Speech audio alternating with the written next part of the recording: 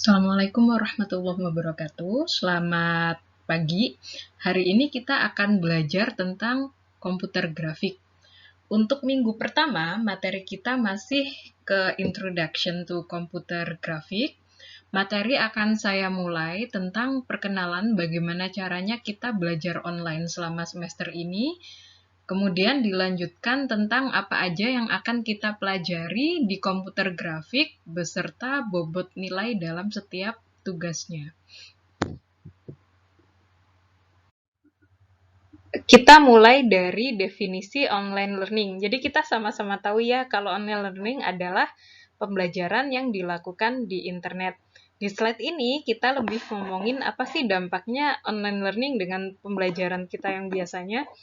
Jadi selama di kampus, biasanya itu kan kita belajar itu ngumpul di satu tempat, di satu kelas, terus mahasiswa juga bebas berinteraksi dengan mahasiswa lain. Jadi kalau misalnya ada penjelasan dari dosen yang agak susah buat ditangkap atau dosennya belibet ngomong atau kelewat atau kayak gimana, kalian itu masih bisa nanya ke teman-teman kalian. Sementara pas online learning ini kalian nggak ada di satu tempat sama teman-teman, jadi kadang nanya itu juga susah. Misalnya pas kalian online ternyata temennya offline, atau misalnya pas kalian melek temennya tidur, atau kadang-kadang kalau kita itu belajar sendirian, saya sendiri juga ngerasain sih kalau sendirian banget nggak ada temennya itu juga ada kalanya saya juga kurang semangat ngerjain tugas gitu. Terus yang kedua adalah pada umumnya kampus itu menyediakan infrastruktur berupa komputer. Di kampus kita ini kan ada lab game mekanik, ada lab studio game, dan juga ada lab komputer grafik. Itu kan biasanya kalian itu ngerjain tugas di situ gitu loh.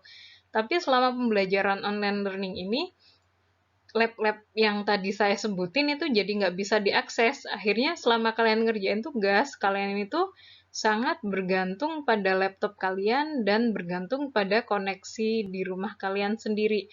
Yang kita sendiri tahu bahwa dari satu mahasiswa dengan mahasiswa yang lain itu spek komputernya tuh nggak standar dan kecepatan internetnya itu beda-beda.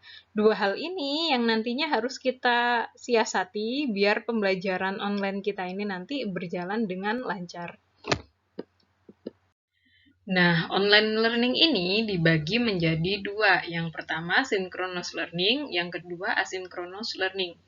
Synchronous learning itu distant learning atau pembelajaran jarak jauh yang dosen sama mahasiswanya itu ketemu di waktu yang bersamaan, entah itu pakai Zoom, entah itu pakai Messenger, pakai Classroom atau apapun, tapi yang penting waktunya itu bersamaan.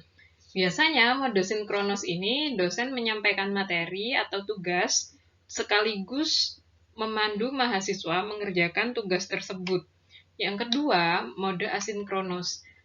Asinkronos itu dosen sama mahasiswa nggak bertemu di waktu yang bersamaan. Jadi sistemnya itu kayak di online course di Coursera gitu.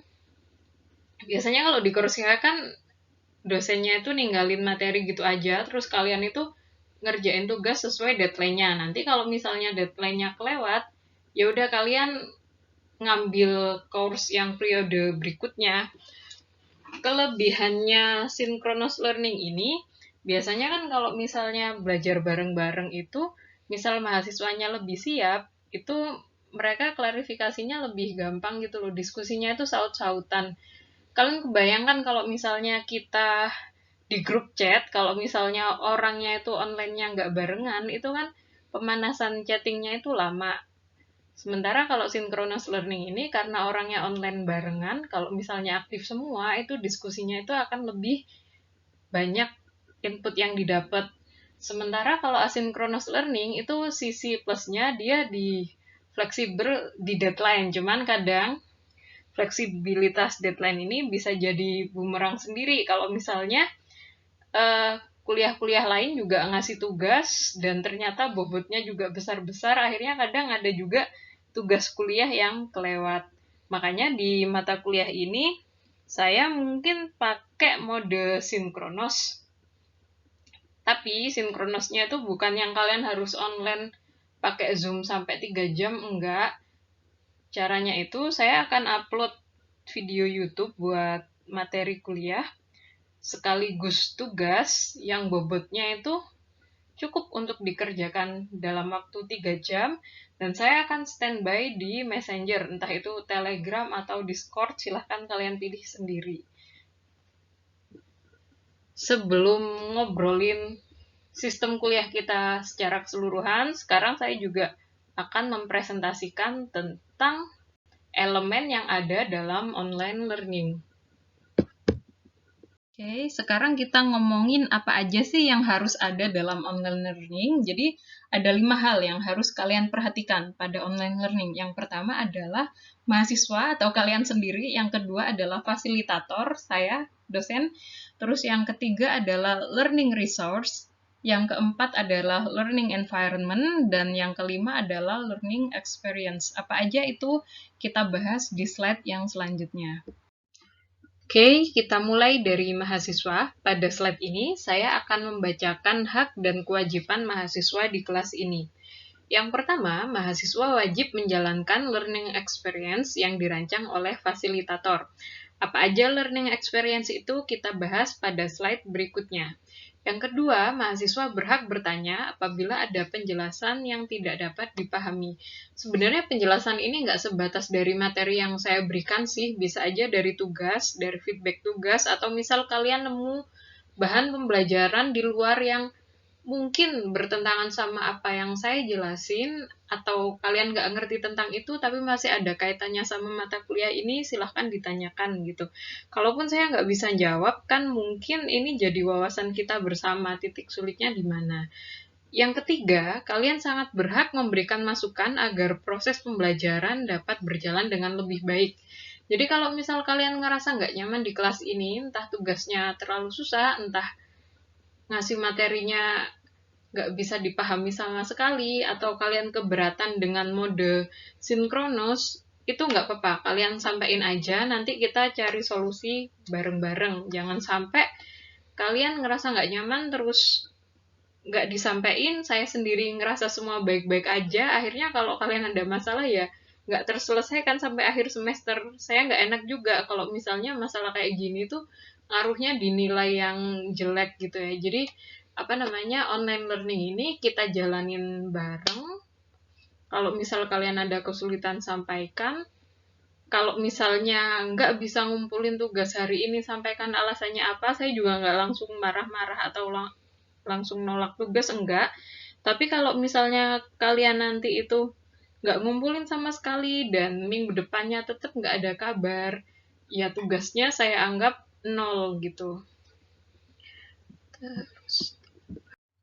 Oke, kita berpindah ke fasilitator. Di kelas ini, fasilitator punya 4 kewajiban.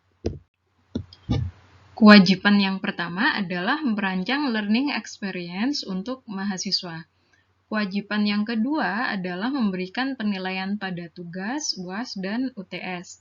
Kewajiban yang ketiga adalah memberikan feedback pada tugas mahasiswa. Dan kewajiban yang keempat adalah mengawal jalannya pembelajaran selama 1 semester. Hak mahasiswa yang lupa saya sebutkan pada slide sebelumnya adalah mendapatkan feedback dari tugas-tugasnya. Jadi, feedback untuk tugas itu penting, bisa kalian pelajari biar nantinya sewaktu UAS dan UTS itu nilai kalian bisa lebih bagus. Karena gimana pun saya pas bikin soal UAS dan UTS itu juga mungkin aja akan mirip-mirip dengan soal yang ada di tugas. Dan kalau misalnya selama berjalannya kelas saya agak lelet ngasih feedback ke kalian, kalian berhak menagih ke saya. Jadi nggak usah takut buat nagih. Kalau misalnya kalian ngerasa butuh feedback itu, silahkan japri ke saya atau ditagih di kelas juga nggak apa-apa. Jadi nggak usah ngerasa takut. Mungkin kalaupun saya nggak bisa ngerjain dengan cepet, ya saya bakal jawab, tunggu sampai saya selesai, tapi ya jangan sampai kalian takut gitu aja. Selanjutnya kita akan berpindah ke learning resource. Learning resource adalah referensi atau bahan apapun yang digunakan selama kuliah. Ada 2 learning resource utama dalam mata kuliah ini. Yang pertama adalah buku komputer grafik yang ditulis oleh Sumanta Guha. Buku ini nantinya dipakai buat teori dan praktek. Buku ini akan saya gunakan dari awal sampai tekstur. Terus untuk paruh kedua semester, jadi abis UTS, kita lebih banyak pakai learningopengl.com. Di learningopengl.com akan lebih banyak penjelasan teknikal dan akan kepake banget pas kalian nanti itu belajar OpenGL SL atau OpenGL Shading Language. Lanjut ke learning environment. Jadi apa aja sih yang harus kalian siapkan selama kuliah ini? Yang pertama, ada C++ compiler, FreeGLUT, dan GLEW. Jadi 3 hal ini sepaket ya, nanti harus kalian install buat belajar OpenGL dan grafika komputer. C++ compilernya bebas, kalian bisa pakai Visual Studio, bisa juga pakai Dev C++, insya Allah GLEW sama FreeGLUT itu bisa diakses di DevC juga. Nanti akan saya carikan tutorial untuk menginstal FreeGLUT dan GLEW ini. Terus yang kedua adalah kalian siapkan Google Classroom dan OneDrive. Google Classroom ini digunakan untuk mengumpulkan tugas dan bisa untuk berbagi learning resource. Sorry saya kelewat ya, OneDrive itu saya yang menyiapkan, jadi mungkin aja nanti itu tugasnya dikumpulin di Google Classroom, tapi kalau misalnya filenya itu agak gede, kalian upload aja di OneDrive, karena kapasitasnya Google Classroom itu kecil, sementara OneDrive itu bisa 1 tera, makanya saya menyiapkan opsi yang OneDrive tadi. Terus yang ketiga adalah Messenger. Messenger nanti kita gunakan sebagai sarana komunikasi dan tanya jawab. Saya milih Messenger sebenarnya lebih karena Messenger itu tertulis dan mudah didokumentasikan sih, jadi kalian ngaksesnya juga lebih mudah. Untuk kelas ini kita bisa pakai Telegram yang dibikin di semester kemarin, nggak apa-apa. Kalau kelas lain sih saya pakai Discord ya, cuman biar kalian itu nggak bikin grup lagi, yang apa pakai Telegram biasanya. Sekarang pembahasan kita sampai pada learning experience. Apa sih learning experience itu? Jadi learning experience adalah hal-hal yang harus kalian alami selama proses belajar. Jadi learning experience di setiap pembelajaran itu beda. Kalau kalian ngambil mata kuliah game mekanik, ngambil mata kuliah workshop produksi game, sama ngambil mata kuliah grafika komputer, jelas pengalamannya akan beda-beda. Kalau kalian ngambil workshop produksi game, ya experience yang kalian dapatkan adalah membuat game. Sementara kalau kalian itu belajar grafika komputer, experience yang kalian dapatkan adalah salah satunya modding di OpenGL. Jadi yang perlu kalian ketahui, dan perlu saya disclaimer, bahwa mendengarkan ceramah dari dosen hanyalah salah satu cara untuk memahami materi. Ini tidak mewakili keseluruhan proses belajar. Justru proses belajar kalian itu lebih banyak di 3 hal yang saya tulis di learning experience ini. Yang pertama, kalian nge-review source code yang berkaitan dengan OpenGL. Terus yang kedua, kalian programming pakai OpenGL dan GLSL. Dan yang ketiga, kalian analisa dan problem solving tentang beberapa permasalahan dalam grafika komputer. 3 hal ini nanti akan kalian jalankan selama 16 minggu dalam 1 semester ini. Oke, pembahasan kita tentang elemen online learning sudah selesai.